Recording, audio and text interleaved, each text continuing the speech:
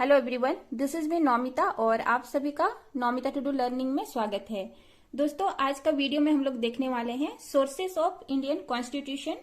Indian constitution को अलग अलग देशों के कॉन्स्टिट्यूशन को पढ़ करके हमारा कॉन्स्टिट्यूशन बनाया गया है, तो उसी को अभी हम लोग देखेंगे। तो सोर्सेस ऑफ कॉन्स्टिट्यूशन या संविधान के स्रोत को देखेंगे, संविधान के स्रोत को देखेंगे। तो सबसे पहला जो हमारा इंडियन कॉन्स्टिट्यूशन बना है दोस्तों, हमारा जो गवर्नमेंट ऑफ इंडिया एक्ट 1935 था उसको लिया गया है। गवर्नमेंट ऑफ इंडिया एक्ट 1935 से लिया गया है हमारा इंडियन कॉन्स्टिट्यूशन में। तो गवर्नमेंट ऑफ इंडिया एक्ट 1935 से क्या क्या लिया गया है? तो सबसे पहले दोस्तों लिया गया है फेडरल सिस्टम। पहला है फेडरल सिस्टम, दूसरा है ऑफिस ऑफ गवर्नर, तीसरा है जुडिशियरी, चौथा है पब्लिक सर्विस कमीशन और पांचवा है इमरजेंसी। दोस्तों, ये जो 5 प्रोविजन है जो गवर्नमेंट ऑफ इंडिया एक्ट 1935 से लिया गया है, उसको मैंने ट्रिक में यहाँ पे लिखा है। ये ट्रिक जो है फेडोक ज्यूप।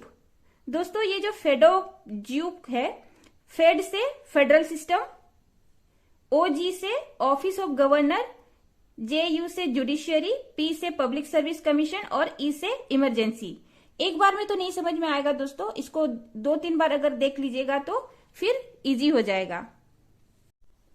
दूसरा स्रोत है जहां से हमारा इंडियन कॉन्स्टिट्यूशन को पढ़ के लिया गया है, वो है ब्रिटिश कॉन्स्टिट्यूशन। ब्रिटिश कॉन्स्टिट्यूशन में सबसे पहले जो लिया गया है दोस्तों, रूल ऑफ लॉ, मतलब कानून के सामने सब कोई बराबर है। तो ये 1 नंबर पे लिया गया है रूल ऑफ लॉ।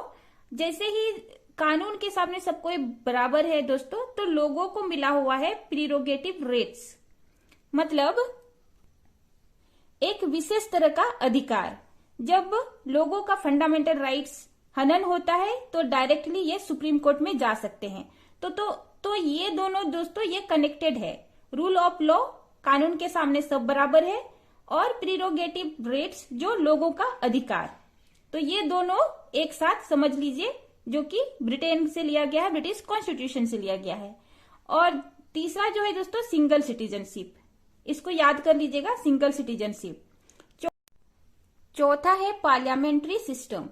दोस्तों, ये पार्लियामेंट्री सिस्टम को याद करने का इजी तरीका कि ब्रिटिश गवर्नमेंट ने इंडिया में बहुत सालों तक राज किया, तो पार्लियामेंट तो वही बना के जाएंगे ना, वही दे के जाएंगे।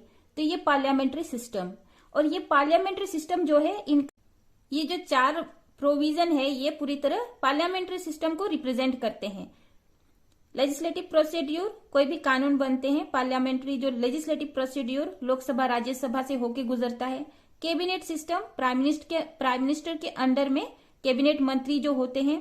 पार्लियामेंट्री प्रिविलेजेस, जो पार्लियामेंट में एमएलए, एमपी, कैबिनेट सिस्टम के मंत्री, पीएम, प्रेसिडेंट, वाइस प्रेसिडेंट, सबको प्रिविलेजेस मिला हुआ है। बाइकैमरलिज्म, लोकसभा राज्यसभा। तीसरा है यूएस का कॉन्स्टिट्यूशन। यूएस का कॉन्स्टिट्यूशन से इंडिया का कॉन्स्टिट्यूशन में कौन कौन सा प्रोविजन लिया गया है? तो सबसे पहले दोस्तों फंडामेंटल राइट्स, दूसरा है इंडिपेंडेंट ऑफ जुडिशियरी, तीसरा है इम्पीचमेंट ऑफ प्रेसिडेंट, चौथा है removal of supreme court and high court जजेस, एंड पांचवा है वाइस प्रेसिडेंट ऑफिस। दोस्तों, इसको थोड़ा सा हम लोग कहानी की तरह समझते हैं। इंडियन कॉन्स्टिट्यूशन में जो यूएस से कॉन्स्टिट्यूशनल प्रोविजन लिए गए हैं, उसको अभी हम लोग दोस्तों लिंक करके थोड़ा समझते हैं। सबसे पहले है फंडामेंटल राइट्स। लोगों को बहुत ज्यादा फंडामेंटल राइट्स मिला हुआ है, और ये फंडामेंटल राइट्स, जो मौलिक अधिकार इतना ज्यादा मिलने का कारण क्या होता है? Independence of judiciary. दोस्तों, जुडिशियरी जब इंडिपेंडेंटली, स्वतंत्र रूप से काम करता है, तो वो स्वतंत्र रूप से लोगों का जो हक है उसको सेफगार्ड करता है या उसको सुरक्षित करने में सफल रहता है। तो ये फंडामेंटल राइट्स और इंडिपेंडेंट ऑफ जुडिशियरी, इसको लिया गया है यूएसए का कॉन्स्टिट्यूशन से। तीसरा है दोस्तों इम्पीचमेंट ऑफ प्रेसिडेंट। जहां का जुडिशियरी सिस्टम इतना इंडिपेंडेंट है, तो वहां पर प्रेसिडेंट भी नहीं बचते हैं, प्रेसिडेंट के ऊपर भी केस दर्ज हो जाते हैं। तो ये इम्पीचमेंट ऑफ प्रेसिडेंट जो है, ये यूएसए से लिया गया है। चौथा है दोस्तों removal of supreme court, high court जजेस। ये भी फंडामेंटल राइट्स को जब हनन होता है, तो सुप्रीम कोर्ट के जजेस जो है इसको भी निकाला जा सकता है। पांचवा है ऑफिस ऑफ वाइस प्रेसिडेंट।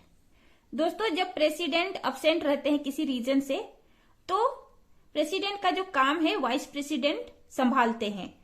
तो यहाँ पे होता है दोस्तों फंडामेंटल राइट्स, लोगों का जो हक है, लोगों के लिए जो काम होता है लोगों के हित में, वो काम रुकना नहीं चाहिए। तो प्रेसिडेंट अब्सेंट है तो, क्योंकि यूएस जो है प्रेसिडेंशियल कंट्री है, वहां पे हेड जो होते हैं प्रेसिडेंट होते हैं। तो प्रेसिडेंट जब अब्सेंट रहते हैं तो काम देखने के लिए तो कोई ना कोई होना चाहिए।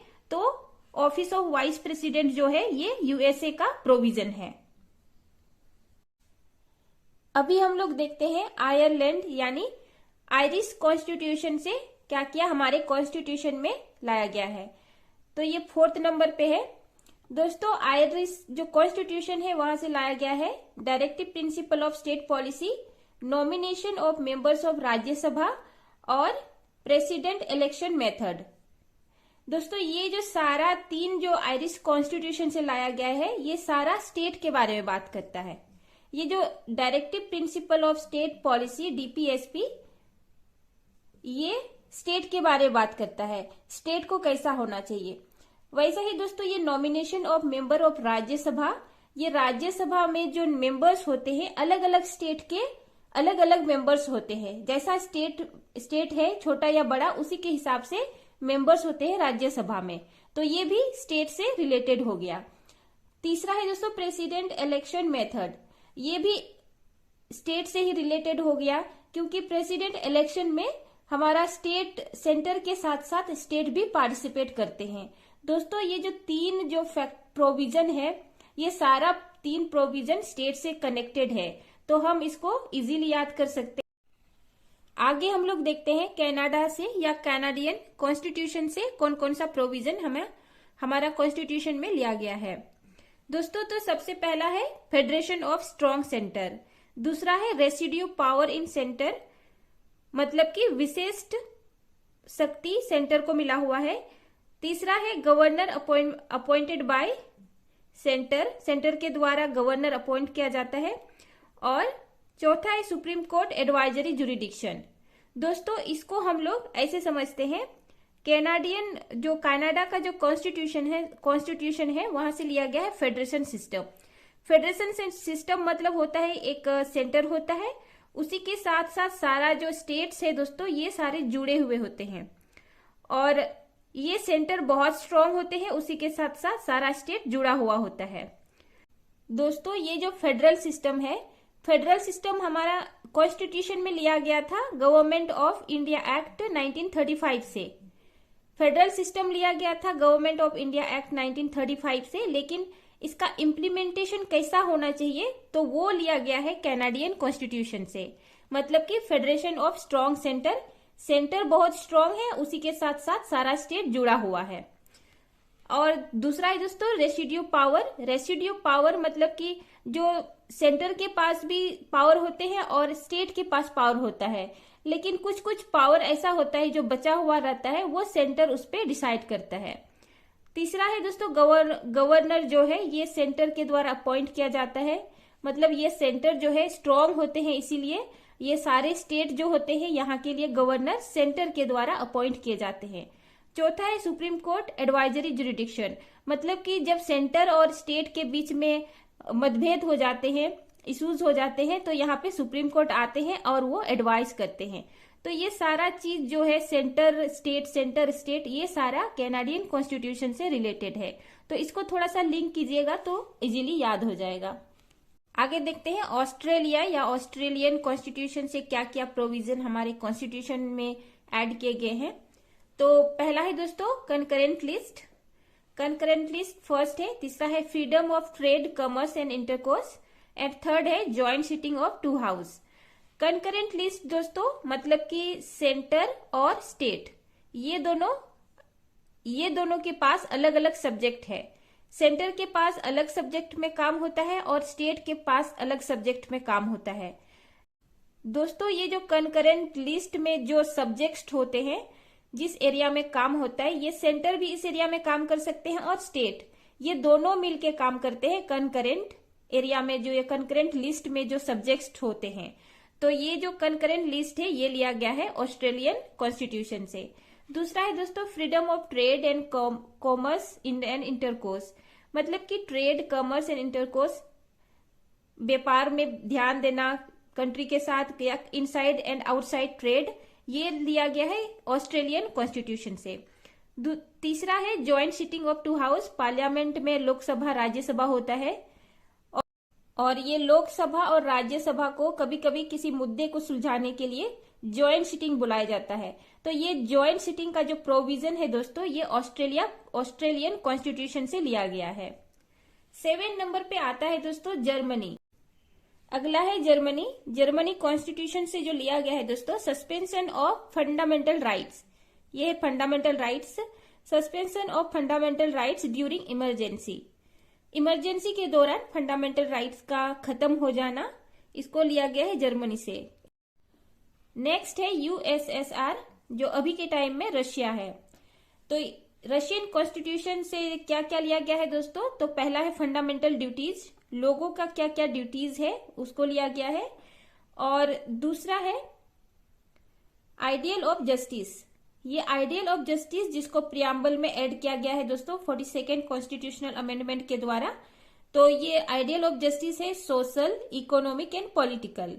ये जस्टिस जो होना चाहिए सोशल लेवल पे होना चाहिए, सामाजिक लेवल पे जस्टिस होना चाहिए, न्याय होना चाहिए, इकोनॉमिक लेवल पे और पॉलिटिकल लेवल पे। तो ये जो दो है फंडामेंटल ड्यूटीज और आइडियल ऑफ जस्टिस जो है ये लिया गया है यूएसएसआर कॉन्स्टिट्यूशन से। अभी हम लोग लास्ट देख लेते हैं फ्रेंच कॉन्स्टिट्यूशन या फ्रांस का कॉन्स्टिट्यूशन से क्या क्या लिया गया है। तो पहला है रिपब्लिक। रिपब्लिक मतलब दोस्तों लोगों के द्वारा चुना गया सरकार या लोगों के द्वारा चुने गए लीडर रिपब्लिक कहलाता है। तो ये जो रिपब्लिक का जो प्रोविजन है फ्रेंच कॉन्स्टिट्यूशन से लिया गया है। दूसरा है ideal of liberty, equality and fraternity in preamble, मतलब कि ये जो ideal of liberty, equality and fraternity जो है दोस्तों ये फ्रांस से लिया गया है और हमारा प्रियम्बल में 42nd कॉन्स्टिट्यूशनल अमेंडमेंट एक्ट के द्वारा ऐड किया गया है। आगे है साउथ अफ्रीका। साउथ अफ्रीका का जो कॉन्स्टिट्यूशन है वहां से लिया गया है दोस्तों amendment procedure, amendment procedure of constitution. जब कॉन्स्टिट्यूशन में जो अमेंडमेंट का जरूरत पड़ता है, जब कानून को में कुछ उसमें ऐड करना होता है या कुछ बदलना होता है, तो अमेंडमेंट के थ्रू कॉन्स्टिट्यूशन को बदला जाता है।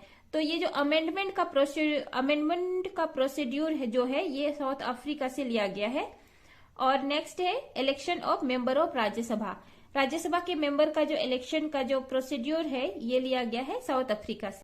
लास्ट है जापानीज कॉन्स्टिट्यूशन।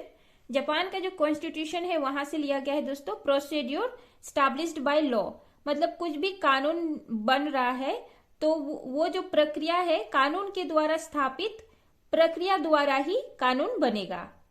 तो यहीं पे हम लोग ने देखा दोस्तों हमारा जो इंडियन कॉन्स्टिट्यूशन जो है दुनिया के विभिन्न देशों का जो कॉन्स्टिट्यूशन है वहां का कॉन्स्टिट्यूशन के पढ़ करके जो हमारा देश के लिए अच्छा है उसको लाया गया है, ना कि कॉपी पेस्ट किया गया है। किसी कॉन्स्टिट्यूशन को सीधा सीधा हमारे कॉन्स्टिट्यूशन में ऐड नहीं किया गया है। वहां का कॉन्स्टिट्यूशन जो अच्छा है हमारा देश के लोगों के हित के लिए जो है उसी को हमारे कॉन्स्टिट्यूशन में ऐड किया गया है। तो दोस्तों हमारा जो सोर्सेस ऑफ कॉन्स्टिट्यूशन या संविधान के स्रोत यहीं पे खत्म होता है। हम लोग फिर अगले वीडियो में मिलेंगे एक नए टॉपिक के साथ। आज के लिए इतना ही। Thanks for watching. जय हिंद।